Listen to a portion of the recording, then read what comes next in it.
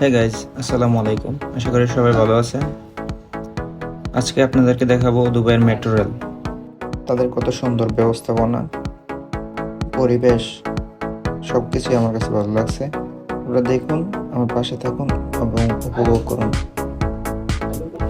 Dubai শহরটা দিনে যতটা না সুন্দর, তার চাইতে সুন্দর রাতে।